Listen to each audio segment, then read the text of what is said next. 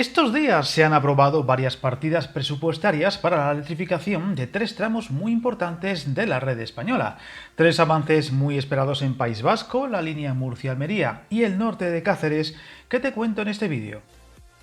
Vamos a empezar por la que está más al sur, donde el Consejo de Ministros autorizó la licitación por un valor estimado de 56 millones de euros del contrato para la instalación y mantenimiento de la catenaria y sus sistemas asociados en el tramo Lorca-Almería, de 140 kilómetros dentro de la línea de alta velocidad Murcia-Almería. Unos trabajos que se realizarán dentro de los términos municipales de Lorca, Puerto Lumbreras y Almendricos, en la región de Murcia, y en los municipios almerienses de Pulpí, Vera, Almanzora, Níjar, El Puche y Almería Capital, y que acercan notablemente la consecución de esta gran obra de la que hemos hablado recientemente en otro vídeo sobre su calendario de finalización.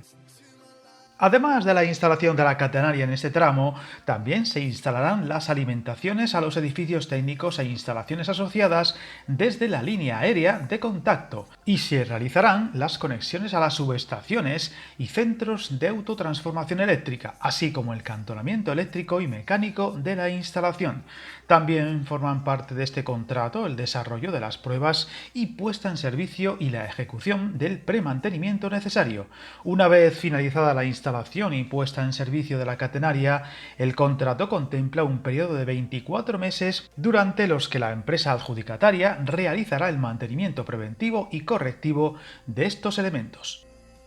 Viajar en tren nunca fue tan fácil. En trenes.com encuentra y reserva tus billetes de Renfe, Wigo, Irio y muchos otros países europeos. Vive experiencias únicas a bordo y recuerda, si vas sobre raíles, está en trenes.com.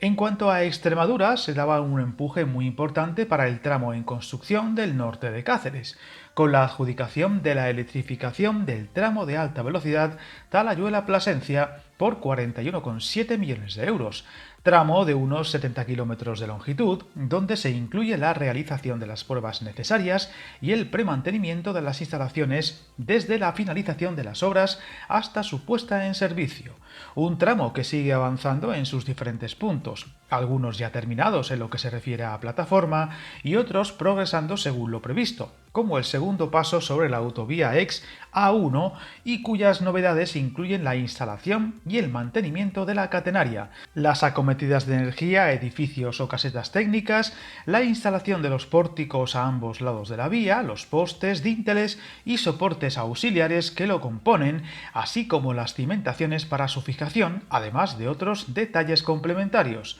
Una noticia que supone un impulso muy esperado para haber terminado este tramo que, una vez se ejecute, daría por finalizada la construcción de la alta velocidad dentro de la comunidad extremeña, a falta de novedades en la provincia de Toledo.